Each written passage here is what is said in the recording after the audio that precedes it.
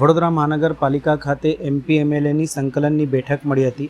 બેઠક સંદર્ભે municipal commissioner Arun Mahesh Babu દ્વારા માહિતી આપતા જણાવ્યું હતું કે વડોદરા શહેર ગ્રામીણ વિસ્તારોના વિવિધ પ્રશ્નો સંદર્ભે ધારાસભ્યો દ્વારા રજૂઆત કરવામાં આવી હતી, જેમાં પાણી, ડ્રેનેજના જોડાણ, રોડની જર્જરિત અવસ્થા સંદર્ભે રજૂઆત કરી હતી. અમે રજૂઆતો સાંભળી જે તે કાર્યવાહી કરવા અધિકારીઓને સૂચના આપી છે. આવાસ મુદ્દે પણ ચર્ચા કરાઈ છે કે સમગ્ર રજૂઆતો અને પાલિકા દ્વારા કરાનાર કામગીરી સંદર્ભે મ્યુનિસિપલ કમિશનર દ્વારા વિસ્તૃત માહિતી આપી હતી.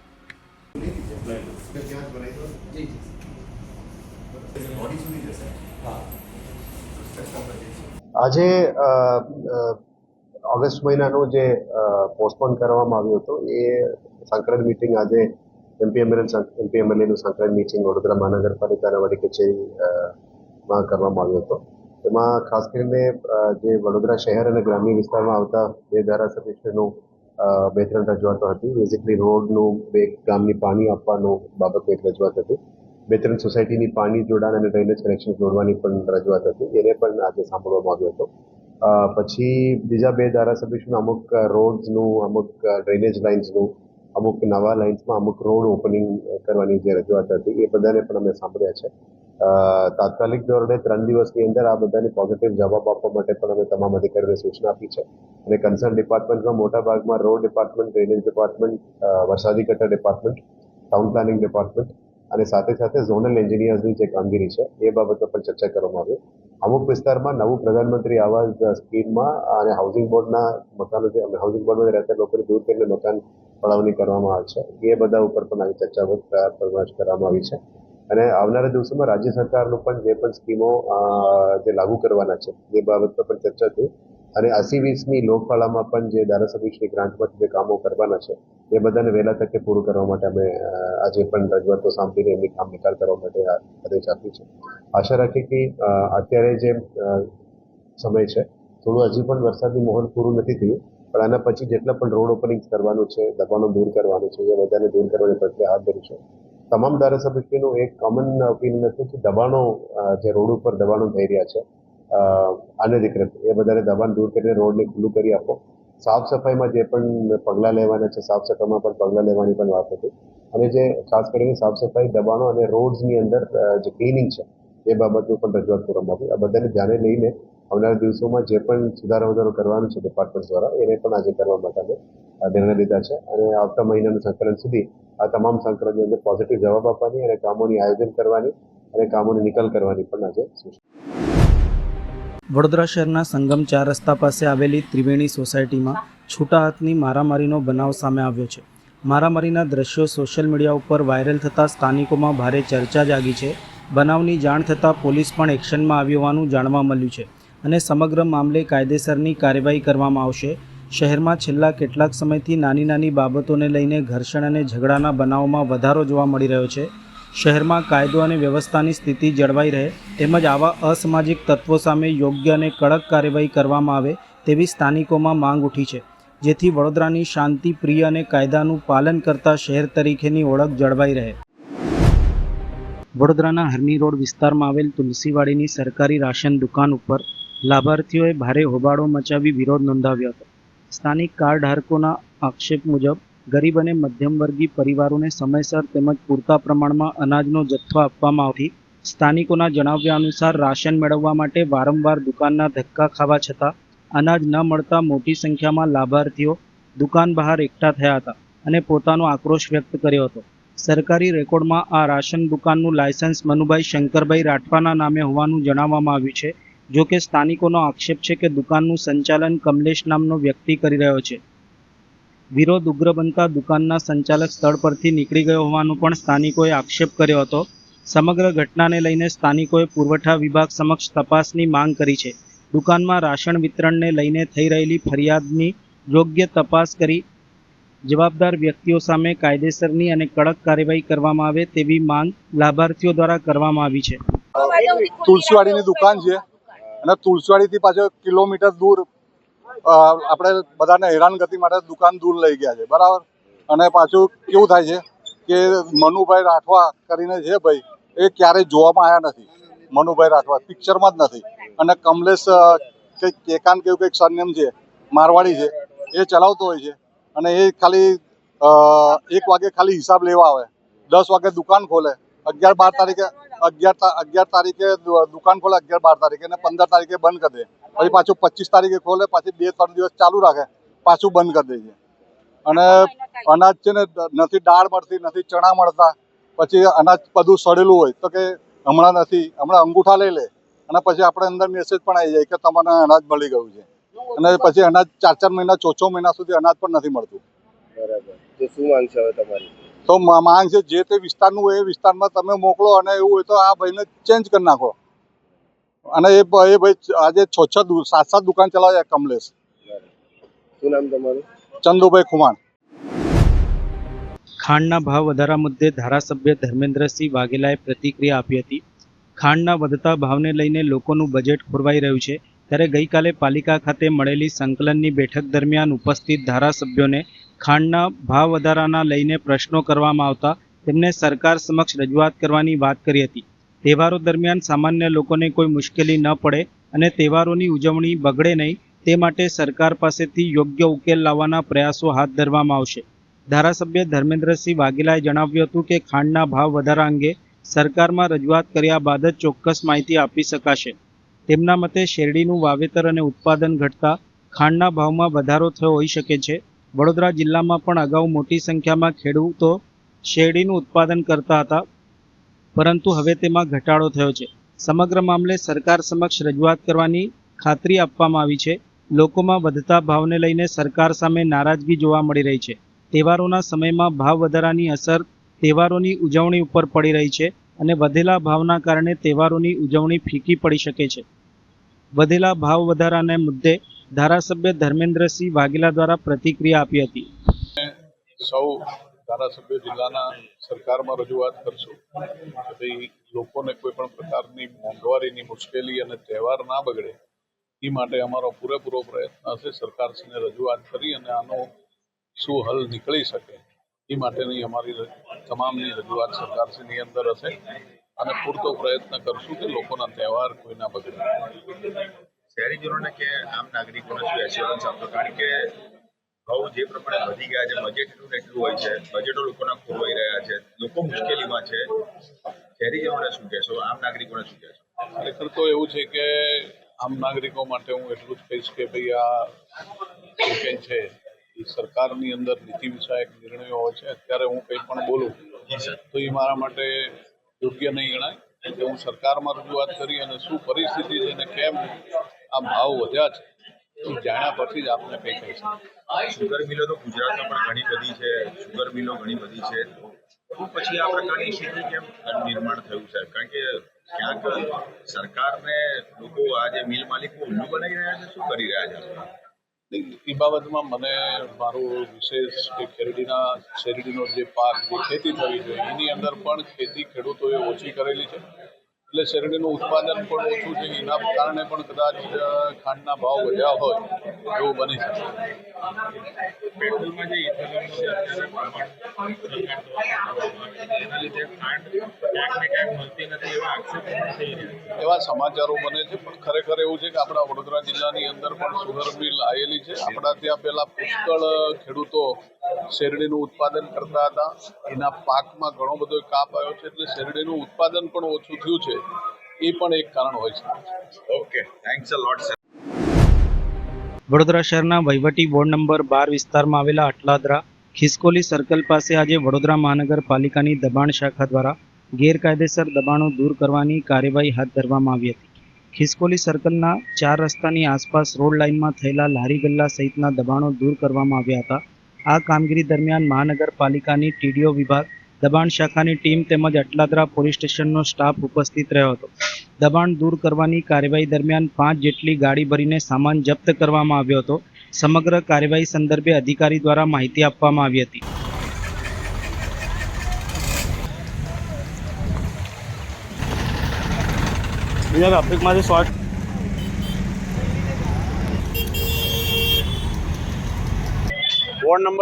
વહીવટી વોર્ડ નંબર 12ના વિસ્તારમાં ખિસકોલી સર્કલ પાસે 4 રસ્તાની આજુબાજુમાં જે રોડ લાઇનમાં જે દબાણો થયા છે તે લારી ગલ્લા તેમજ કાચા શેડ અને ઓટલા આ વગેરે દબાણો દૂર કરવાની કાર્યવાહી વોર્ડ નંબર 12ના સ્ટાફને સાથે રાખી ટીડીઓ વિભાગ, દબાણ શાખા અને અટલાદરા પોલીસ સ્ટેશનને સાથે રાખી અને આજરોજ કાર્યવાહી હાથ ધરવામાં આવી રહી છે.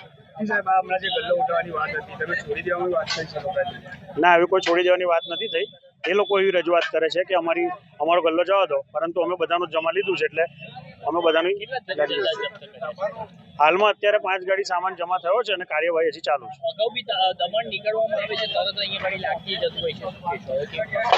અમારી દબાણ દૂર કરવાની કામગીરી છે એટલે અમને જે દરેક વોર્ડમાંથી જે પ્રમાણે સૂચના આપે એ પ્રમાણે અમે લોકો રોજે રોજ વોર્ડની ટીમને સાથે રાખી અને દરેક વિસ્તારમાં દબાણો દૂર કરી રહ્યા છે અને કરવામાં આવશે. વડોદરાના છાણી બ્રિજ ઉપર અકસ્માતની ઘટના સામે આવી છે. જિગ્નેશભાઈ પ્રજાપતિ પરિવાર સાથે કારમાં જઈ રહ્યા હતા ત્યારે પાછળથી પૂરપાટ ઝડપે આવેલી કારના ચાલકે તેમની કારને જોરદાર ટક્કર મારી હતી. જિગ્નેશભાઈ પ્રજાપતિના આક્ષેપો મુજબ પાછળથી આવેલી કાર ખૂબ જ સ્પીડમાં આવી રહી હતી. ટક્કર એટલી જોરદાર હતી કે તેમની કારને ભારે નુકસાન પહોંચ્યું હતું. અકસ્માત સમયે જિગ્નેશભાઈ પ્રજાપતિ સહિત કુલ 6 લોકો કારમાં સવાર હતા. સદનસીબે તમામ 6 લોકોનો આબાદ બચાવ થયો હતો અને કોઈને ઈજા પહોંચી ન હતી. અકસ્માતની ઘટનાના પગલે છાણી બ્રિજ ઉપર થોડા સમય માટે અફરાતફરીનો માહોલ સર્જાયો હતો. ક્યાં જતા હતા? શું જતા હતા? આમ પાર્ટી પ્લોટમાં આ ભાઈ આયા રમાઈને પાછળથી ટોપ દીધી. વાક કોનો છે? વાક પાછળવાળાનો. રમાઈને આવે સ્પીડ લિમિટ 40ની છે, 60-80ની સ્પીડે આવે તો થોડું ચાલે. કેટલા જણનો પરિવાર હતો તમારા ગાડીમાં? કોઈને નુકસાન થયું એવું? આ 6 જણા બેઠા, 2 છોકરા છે, 4 મોટા છે. કોઈને નુકસાન થયું એવું? ગાડી નુકસાન છે, બાકી કોઈને કશું નહીં. આપનું શુભ નામ? જિગ્નેશભાઈ પ્રજાપતિ. ગોધરાની શ્રી ગુરુ ગોવિંદ યુનિવર્સિટી ખાતે આજરોજ ગુજરાત સ્ટેટ જુનિયર એથ્લેટિક્સ ચેમ્પિયનશિપનું આયોજન કરવામાં આવ્યું હતું. ચેમ્પિયનશિપમાં અંડર-16, અંડર-18 અને અંડર-20 કેટેગરીના ખેલાડીઓએ વિવિધ ટ્રેક ઇવેન્ટ્સમાં ઉત્સાહપૂર્વક ભાગ લીધો હતો. સ્પર્ધામાં ઉત્કૃષ્ટ પ્રદર્શન કરી વિજેતા બનેલા ખેલાડીઓને મેડલ સેરેમની દરમિયાન સન્માનિત કરવામાં આવ્યા હતા. ગુજરાત સ્ટેટ એથ્લેટિક્સ એસોસિએશનના સેક્રેટરી ડોક્ટર વિકાસ પ્રજાપતિ તેમજ લક્ષ્મણ કરણગાંવકરની ઉપસ્થિતિમાં વિજેતા ખેલાડીઓને મેડલ પહેરાવી સન્માનિત કરવામાં આવ્યા હતા. આ પ્રસંગે ખેલાડીઓમાં ભારે ઉત્સાહ જોવા મળ્યો હતો.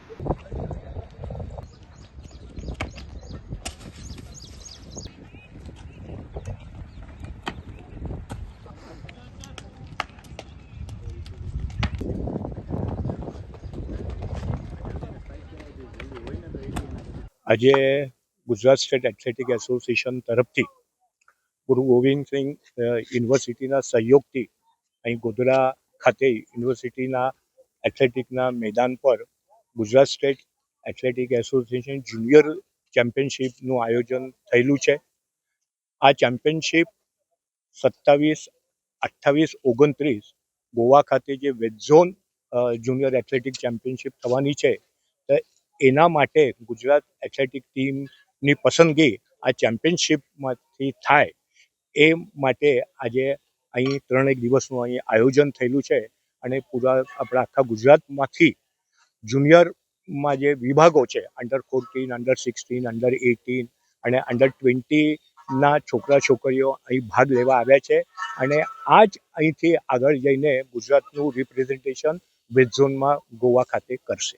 શ્રી ગોવિંદ ગુરુ યુનિવર્સિટી ગોધરા ખાતે ગુજરાત સ્ટેટ જુનિયર એથ્લેટિક મીટમાં 24 તારીખ, 25 તારીખ અને 26 તારીખના રોજ અંડર-14 ટ્રાયથલોન, અંડર-16 પેન્ટાથલોન, અંડર-18 હેપ્ટાથલોન જેવી કમ્બાઇન ઇવેન્ટનું આયોજન સાથે 16 વર્ષના વિદ્યાર્થીઓ માટે, 18 વર્ષના વિદ્યાર્થીઓ માટે અને 20 વર્ષના ભાઈઓ માટે આજે અહીંયા આયોજિત થઈ રહી છે. અને એનામાં કમ્બાઇન ઇવેન્ટ છે, રનિંગ ઇવેન્ટ છે, હડલ્સ છે, હાઈ જમ્પ છે, જેવલિન થ્રો છે, શોર્ટપુટ છે, ડિસ્કસ થ્રો છે, એવા અલગ અલગ પ્રકારના ઇવેન્ટ આયોજિત થશે. અને જેનામાંથી વિદ્યાર્થીઓ પોતાનું પરફોર્મન્સ આપીને વેસ્ટ ઝોન ખાતે થનારી જુનિયર વેસ્ટ ઝોન મીટમાં અહીંયાથી પાર્ટિસિપેટ કરવા માટે પોતાની પસંદગી માટે દાવ ધર્યું.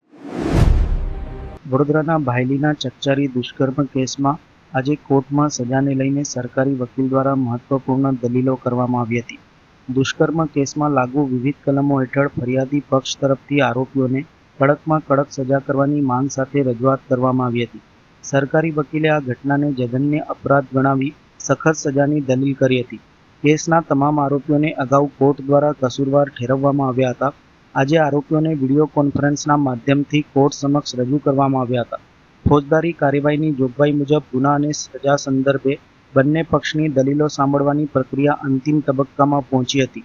ફરિયાદી પક્ષ તરફથી કરવામાં આવેલી દલીલો સાંભળ્યા બાદ નામદાર કોર્ટે હવે આગામી 31મી ઓગસ્ટના રોજ સજાની સુનાવણી રાખી છે.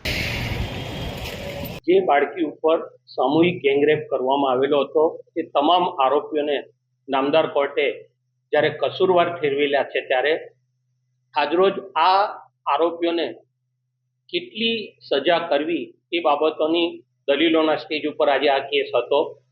સરકાર તરફે અમે લોકોએ આ આરોપીઓને જે સામૂહિક બળાત્કારને કલમો લાગેલી છે, લૂંટની કલમ લાગેલી છે, છોકરી છે તે 16 વર્ષથી ઉપરની અને 18 વર્ષથી નીચેની ઉંમરની ભોગ બનનાર દીકરી છે, ત્યારે આ તમામ સંજોગોને આરોપ નામદાર કોર્ટ મારફતે સખતમાં સખત સજા કરવામાં આવે તેવી આજે અમે રજૂઆત કરી છે.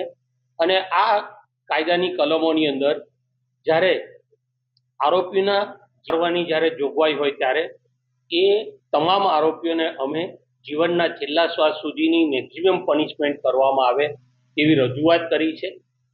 આ કિસ્સાની અંદર જ્યારે દીકરીનો મોબાઈલ ફોન પણ આરોપીઓ લૂંટીને ગયેલા હતા ત્યારે તે પોતે હેલ્પલેસ થઈ ગઈ હતી, એ કોઈની મદદ માંગી નહીં શકે તેમ હતી. એના મિત્રની હાજરીમાં જ્યારે આ ગેંગરેપ કરવામાં આવેલો છે ત્યારે નિશંકપણે આ કેસ સરકાર તરફે સ્પેશિયલ પ્રોસિક્યુટર તરીકે શૈલેષભાઈ પટેલ, સુરતના નયનભાઈ સુખડવાલા અને મુખ્ય જિલ્લા સરકારી વકીલ તરીકે મારી નિમણૂક કરવામાં આવેલી હતી. ત્યારે આ કેસ અમે લોકોએ નિશંકપણે પુરવાર કર્યો છે અને આજે અમે નામદાર કોર્ટ સમક્ષ આ તમામ આરોપીઓને મેક્સિમમ પનિશમેન્ટ થાય તેવી દલીલો રજૂ કરી છે. ફોજદારી કાર્યવાહીની જોગવાઈ મુજબ જ્યારે આરોપીઓને ગુનેગાર ઠરાવવામાં આવે છે ત્યાર પછી એ ગુના સંબંધે આરોપીઓને કેટલી સજા કરવી તે માટે ફરિયાદ પક્ષ અને બચાવ પક્ષને સાંભળવા માટે પણ એક તબક્કો રાખવામાં આવેલ છે. એ રીતે તમામ ગુનેગારોને એમની વિરુદ્ધનો ગુનો સાબિત થયેલો છે તેમ માની નામદાર કોર્ટે તેઓએ કરેલ ગુના સંબંધે તેમને કસૂરવાર ઠેરવેલા અને આજ રોજ એ લોકોને કેટલી સજા કરવી તેનો નિર્ણય કરવા માટે કોર્ટ દ્વારા આરોપી પક્ષ અને ફરિયાદ પક્ષને સાંભળવામાં આવેલા. ફરિયાદ પક્ષ તરફે અમારી દલીલ એવી હતી કે આરોપીઓએ જે પ્રકારે કૃત્ય કરેલ છે, ભોગ બનનારની ઉંમર જોઈએ, જે પ્રમાણે ગુનો કરવામાં આવેલો છે તે જોતા ભલે કાયદામાં એ લોકોને ફાંસી સુધીની સજા હોય પરંતુ નામદાર કોર્ટ ફાંસીની સજા ન્યાયોચિત ન માને તો પણ એ લોકો જીવે ત્યાં સુધી જીવનના છેલ્લા શ્વાસ સુધી આજીવન કેદની સજા અંગે અમે ભારપૂર્વક રજૂઆત કરેલી છે. માંડવીના શ્રી કલ્યાણરાયજી મંદિરે પવિત્રા બારસની ભક્તિભાવથી ઉજવણી કરવામાં આવી હતી. શહેરના માંડવી વિસ્તારમાં આવેલા ગોવર્ધન ચોક સ્થિત શ્રી કલ્યાણરાયજી મંદિર ખાતે પવિત્રા બારસ નિમિત્તે વિશેષ ધાર્મિક કાર્યક્રમ યોજાયો હતો. શ્રાવણ સુદ બારસના પવિત્ર દિવસે યોજાયેલા આ કાર્યક્રમમાં મોટી સંખ્યામાં વૈષ્ણવ ભક્તો ઉપસ્થિત રહ્યા હતા.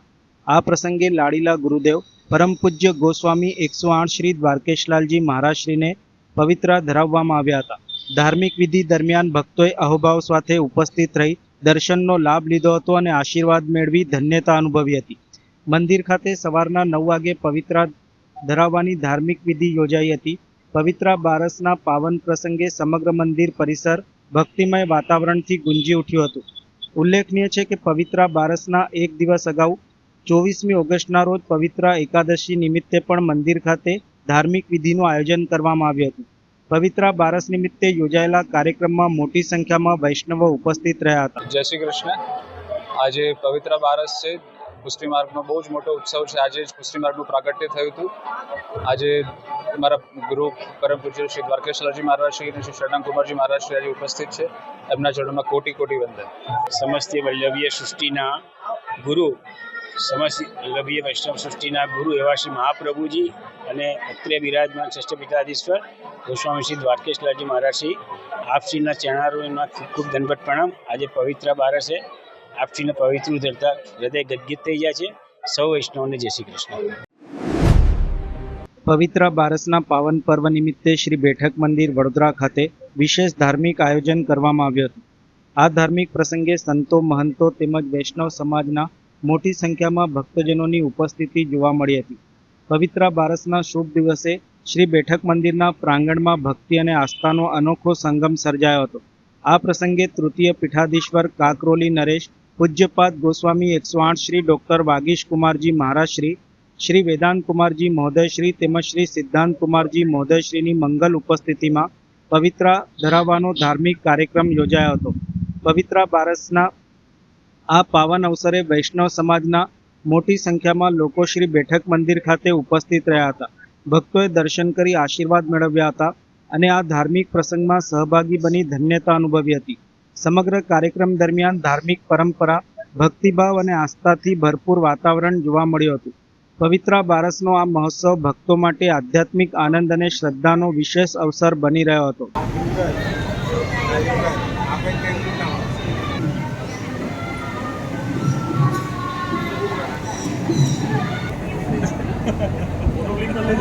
લઈ લીધો.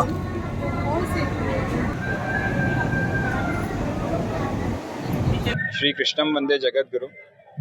આજે પવિત્ર દ્વાદશી છે.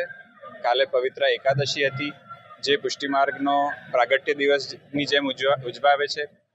કાલના દિવસે જ શ્રી મહાપ્રભુજીને શ્રી ગોકુલચંદ્રમાજીએ પ્રગટ થઈને આજ્ઞા કરી કે બ્રહ્મ સંબંધની દીક્ષા આપવી. એટલે કાલના દિવસે શ્રી મહાપ્રભુજીને દીક્ષા પ્રાપ્ત થઈ અને આજના દિવસે એમના પ્રથમ શિષ્ય એમને દીક્ષા પ્રદાન કરી.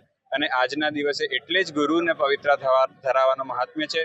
પવિત્ર 360 તારનો બને છે અને 360 દિવસમાં આપણા સિદ્ધાંત પ્રમાણે 360 દિવસમાં આપણે અગર ઠાકોરજીને આપણે વસ્ત્ર અર્પણ નથી કરી શકી રહ્યા તો એના બદલે આ પવિત્રનો ક્રમ છે. અને શાસ્ત્રો કહે છે કે યજ્ઞમાં જે સેવાનું રૂપ છે એ યજ્ઞનું જ એક રૂપ છે. તો યજ્ઞમાં પવિત્ર માથા પર ધારણ કરીને અને સેવા કરવાનો, યજ્ઞ કરવાનો ક્રમ છે. એ હિસાબથી પવિત્રનું આજે મહત્વ છે. આપ બધાને શુભ મંગલ વધાઈ આ દિવસની, અને એના સાથે જ વિરમું છું. શુભમ ભવતુ. કૃષ્ણમ વંદે જગદગુરુ. ખૂબ જ આનંદનો વિષય છે. પુષ્ટિ સંપ્રદાય અને સનાતન ધર્મ એકબીજાના પૂરક છે. સનાતન ધર્મથી જ પુષ્ટિ માર્ગ છે, એટલે પુષ્ટિ માર્ગ પણ સનાતન ધર્મનું એક બહુ જ પ્રમુખ અંગ છે. જેમ ગુરુ પૂર્ણિમાનું એક વિશેષ મહત્વ છે, એવી જ રીતે પુષ્ટિ સંપ્રદાયની અંદર પણ પવિત્ર એકાદશીનું બહુ મહત્વ છે કે જે દિવસે પ્રભુએ આજ્ઞા કરી છે કે બધા જ ભગવદીય જીવોને મારી શરણમાં લાવો. એ દિવસ અમારે ત્યાં પવિત્ર એકાદશીના નામથી ખૂબ સુંદર રીતે ઉજવવામાં આવે છે. આજે ગુરુને પવિત્ર ધરાવવાનો એક વિશેષ ક્રમ પુષ્ટિ સંપ્રદાયની અંદર છે. તો આ 2 દિવસ પુષ્ટિ સંપ્રદાયના ખૂબ જ અભૂતપૂર્વ દિવસો ગણાય અને એના માટે સમગ્ર પુષ્ટિ જગતની અંદર આયોજન અભૂતપૂર્વ રીતે થાય છે. ડભોઈ કોંગ્રેસ મહિલા ટીમે પોલીસ કર્મીઓને રાખડી બાંધી રક્ષાબંધન પર્વની ઉજવણી કરી હતી. ડભોઈ કોંગ્રેસ મહિલા ટીમ દ્વારા ડભોઈ પોલીસ સ્ટેશન ખાતે પોલીસ કર્મીઓને રાખડી બાંધીને રક્ષાબંધન પર્વની ઉજવણી કરવામાં આવી હતી. આ પ્રસંગે ડભોઈ નગરપાલિકા પ્રમુખ પુષ્પાબેન રાવલ સહિત કોંગ્રેસની મહિલા ટીમની બહેનો મોટી સંખ્યામાં ઉપસ્થિત રહી હતી. ડભોઈ નગરના રક્ષક એવા પોલીસ કર્મીઓના હાથમાં રાખડી બાંધી બહેનોએ તેમના સુખાકારી અને રક્ષણ માટે પ્રાર્થના કરી હતી. સાથે જ પોલીસ વિભાગ દ્વારા પણ બહેનોની સુરક્ષા અને રક્ષા માટે હંમેશા અવિરત કામગીરી કરવાનો વિશ્વાસ આપવામાં આવ્યો હતો. ડભોઈ પીઆઈ એટી પટેલ સહિત પોલીસ સ્ટાફના દરેક કર્મચારીને મહિલા ટીમ દ્વારા રાખડી બાંધવામાં આવી હતી. મોટી સંખ્યામાં પોલીસ કર્મીઓએ રાખડી બંધાવી આ અનોખી રીતે રક્ષાબંધન પર્વની ઉજવણી કરી હતી.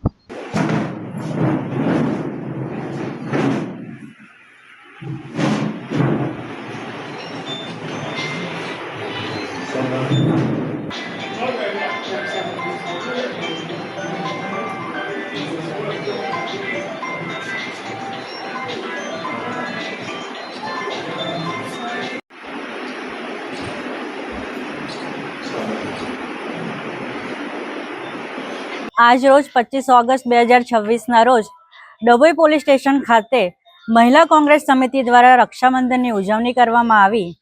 જ્યારે પોલીસ ભાઈઓ 24 કલાક આપની સુરક્ષામાં હોય તેવા તમામ ભાઈઓને રાખડી બાંધીને ખૂબ આનંદ થયો. રક્ષાબંધનના પવિત્ર તહેવારની પોલીસ ભાઈઓને ખૂબ ખૂબ શુભેચ્છાઓ.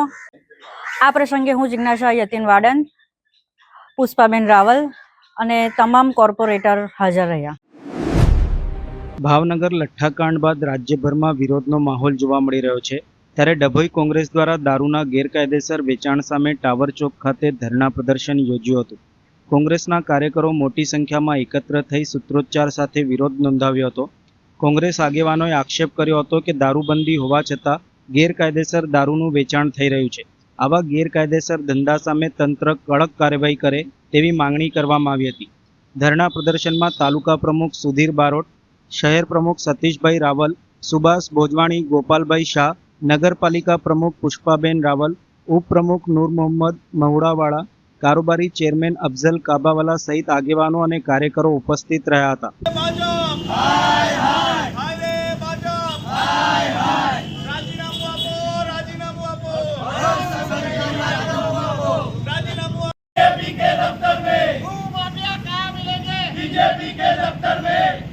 ભાવનગર જિલ્લામાં જે લઠ્ઠાકાંડ થયો, આ લઠ્ઠાકાંડ એ કોઈ નવી વાત નથી, પરંતુ ગુજરાતની અંદર દારૂબંધી, આ દારૂબંધી એક ફક્ત જાણે નામ હોય એવી જ રીતે ચાલી રહી છે.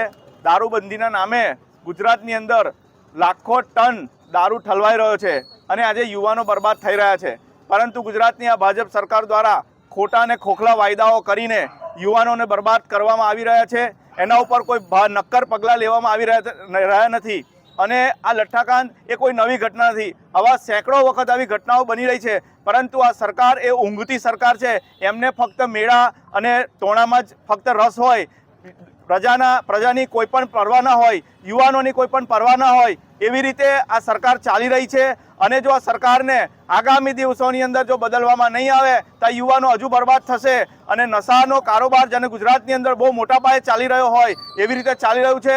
આટલા નવ યુવાનોના મરણ થયા પછી પણ સરકારની ઊંઘ હજુ ઉડતી નથી. એના માટે કોઈ પણ નક્કર પગલાં લેવામાં આવેલા નથી. ફક્ત ને ફક્ત કોન્સ્ટેબલ પોલીસના નામે એમને સસ્પેન્ડ કરવામાં આવે છે, પરંતુ મોટા મગરમચ્છો છટકી જાય છે. એ મોટા મગરમચ્છોને આમાં પકડવાની જરૂર છે અને સરકાર જાગે. અને જો નહીં જાગે તો આ ગુજરાતના નવયુવાનો આગામી દિવસની અંદર જલદ આંદોલન. ગુજરાતમાં ભાજપની ડબલ એન્જિનની સરકારની વાતો કરતા આપણા મુખ્યમંત્રીના રાજમાં જે આપણા રીલો બનાવવામાં વ્યસ્ત હોય એવા ગૃહમંત્રી કોઈ ચમરબંધીને છોડવામાં નહીં આવે એવી ફાંકા ફોજદારી કરતા હોય, ત્યારે ભાવનગર જિલ્લામાં ભાજપના નેતાઓના આશીર્વાદના લીધે બુટલેગરો બેફામ બન્યા છે, જેના કારણે નવ ગુજરાતીઓએ એમના જીવ ગુમાવ્યા છે, એમનું અકાળે મૃત્યુ થયું છે. આ સંદર્ભે પ્રદેશ કોંગ્રેસ સમિતિના અમારા અમિત ચાવડાના પ્રમુખની સૂચના અનુસાર ડભોઈ તાલુકા તેમજ શહેર કોંગ્રેસ સમિતિ દ્વારા ડભોઈ ચોક ખાતે અમે ધરણાનો કાર્યક્રમ યોજ્યો છે. અને આપ પણ નરી આંખે જોઈ શકો છો કે ડભોઈમાં ગઈકાલે જે ભાવનગરની ઘટનાના સંદર્ભે ડભોઈમાં ભીલાપુર ખાતે પણ દારૂ અને જુગારના અડ્ડાના વહીવટ બાબતે ભાજપના જ બે જૂથો સામે આવી અને છૂટા હાથની મારામારી કરી છે અને એફઆઈઆરો પણ થઈ છે. એ આપણે જોઈ શકો છો. જ્યારે નડિયાદથી લઈને તળિયા સુધી ભાજપની સરકાર હોય, દરેક સરકારી અધિકારીઓ હોય કે વિભાગ પર એમનું સંપૂર્ણ કબજો હોય, તે સમયે આ સરકાર લાજવાને બદલે આજે ગાજી રહી છે. ખુલ્લેઆમ ભીલાપુરમાં દારૂ અને અડ્ડા બાબતે મારામારી કરી રહી છે. જેમ હું તો કેમેરા સામે જવાબદારીપૂર્વક કહું છું કે આ ડભોઈને દરબાવતી બનાવવાની વાતો કરતાં જો દારૂડિયું બનાવ્યું હોય તો આ ભાજપના નેતાઓએ બનાવ્યું છે. આજે જવાબદારીપૂર્વક કહીએ છીએ કે તમે કોઈ બી ડભોઈનો નાગરિક, આપણા અહીં પોલીસ જવાન હોય, પીઆઈ સાહેબ હોય, ડીવાયએસપી હોય, તમારા પીએસઆઈ હોય, બીટ જમાદાર હોય, ડિસ્ટાફ હોય, પૂછો શાંતિથી એકાંતમાં લઈને કે આ ડભોઈમાં દારૂનું દૂષણ કોણ ચલાવે છે, તો 100% એ ભાજપનું નામ, નેતાઓના નામ આપશે જ. એ મને 100% ખાતરી છે. ના આપે તો હું જાહેરમાં અહીંયા ટાવરે 2 થપ્પડ ખાવા પણ તમારી સાથે સહમત છું. કહેવાનો મતલબ નડિયાદથી તળિયા સુધી ભાજપની સરકાર હોય, આ સરકાર લાજવાને બદલે ગાજી રહી છે અને સમાજમાં દારૂનું દૂષણ ઓછું કરવાને બદલે જાતે જ ભાગીદારી કરી અને એમના ધંધા ચલાવી રહ્યા છે. ત્યારે લોકોએ સમજવાની જરૂર છે અને આ બાબતની ગંભીર નોંધ ગૃહમંત્રીએ લેવી જોઈએ. અને એમના રાજમાં જે આ દૂષણો ચાલી રહ્યા છે, આજે કેટલાય લોકોએ પોતાના જીવ ગુમાવ્યા છે, તો એમને નૈતિક પ્રમાણે રાજીનામું આપવાની માગણી સાથે અમે અહીંયા ધરણા પર બેઠા છે.